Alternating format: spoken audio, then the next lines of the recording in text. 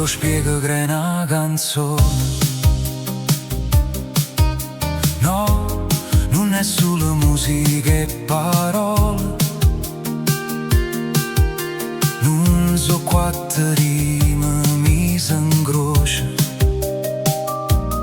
Non è sette note a combinazione. Una canzone è una finestra aperta, coppe sentimenti la gente, e un pugno in faccia, una nenna che t'abbraccia. Come tu faccio capire come nasce una canzone? No, non basta preparazione, fai poco che concentrazione. No, non si studia a tavolino, o piglia se stesso l'appuntamento.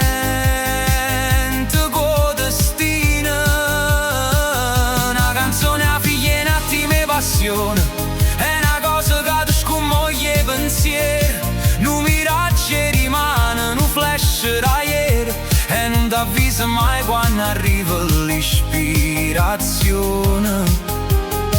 Come tu dico, come si sente una canzone?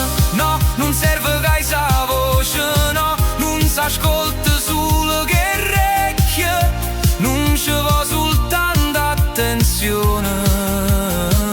Una canzone è una mamma che ti conta una storia, su 3 minuti di magia, un manifesto senza ipocrisia, un viaggio e un poeta in da fantasia. Come ti faccio sapere che ti lascia una canzone?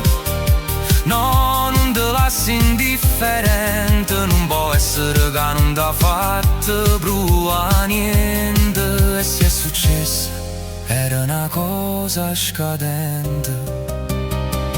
Una canzone fatta d'amore ti rimane in quello come un attore, come zucchero o caffè, ti lascia mocco sapore.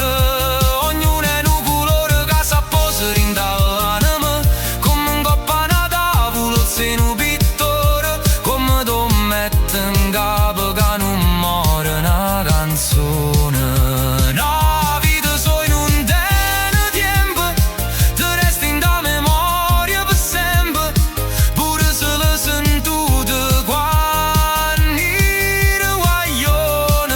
Una canzone non ti lascia mai, è una consolazione per tutte le guai. Quando ti serve esce fuori e chiano chiano t'accarezza il cuore. Come tu spiego che è una canzone? Non troppo posso dicere che parole.